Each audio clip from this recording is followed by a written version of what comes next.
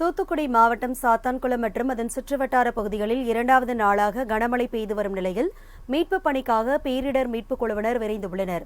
இதுகுறித்த கூடுதல் விவரங்களை செய்தியாளர் ஜெகநாதன் வழங்க கேட்கலாம். ஜெகநாதன், தூத்துக்குடி மாவட்டத்தில் மக்களின் நிலை என்னவாக இருக்கிறது? மீட்புப் பணிகள்லாம் எந்த அளவுக்கு தயாராக இருக்கிறாங்க ஜெகநாதன்? வணக்கம் அரசி. தென் மாவட்டங்களான தூத்துக்குடி, திருநெல்வேலி, கன்னியாகுமரி, தென்காசி ஆகிய 4 மாவட்டங்களில் தொடர்ந்து இன்று இரண்டாவது நாளாக கனமழை பெய்து வருகிறது. குறிப்பாக தூத்துக்குடி மாவட்டத்தின் பல்வேறு பகுதிகளில் இன்று இரண்டாவது நாளாக கனமழை வெளுத்து வாங்கி வருகிறது. அது மட்டுமல்லாமல் தூத்துக்குடி மாவட்டம் சாத்தான்குளம் சுற்றுவட்டார பகுதி இன்று காலை சிறிது நேரம் சற்று ஓய்ந்து சாலைகளில் மழை வெள்ள நீர் வடிய தொடங்கியது. ஆனால் ஒரு சில மணி நேரத்தில் மீண்டும் சாத்தான்குளம் சுற்றுவட்டார பகுதியில் கனமழை தொடங்கியது. ஏற்கனவே சாத்தான்குளம் சுற்றுவட்டார பகுதிகளில் உள்ள சுமார் 80க்கும் மேற்பட்ட குளங்கள் நிரம்பி மறுகால் பாய்ந்து மழை வெள்ள நீர் காட்டாற்று வெள்ளம் போல கருமணி ஆற்று பாலத்தை தொட்டு செல்கிறது. இந்த நிலையில் சாத்தான்குளம் அருகே உள்ள வடக்கு அமுதனான்குடி பகுதி முற்றிலுமாக மழை வெள்ளம் சூழ்ந்து காணப்படுகிறது.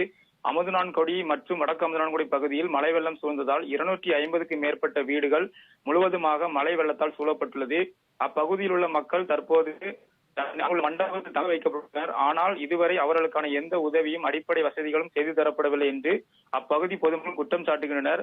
அது மட்டுமல்லாமல் தற்போது அந்த பகுதிக்கு பேரிடர் மீட்பு படை குழுவினர் படகு மூலமாக வெள்ளத்தில் சிக்கியுள்ள பொதுமக்களை மீட்பதற்காக விரைந்துள்ளனர். அதாவது 2 நாளாக தொடர்ந்து பெய்து வரும் கனமழையால் சாத்தான்குளம் சுற்றுவட்டார பகுதியானது சாலைகள் துண்டிக்கப்பட்டு போக்குவரத்து முழுவதுமாக நிறுத்தப்பட்டு ஒரு தனி தீவு போல காட்சியளிக்கிறது.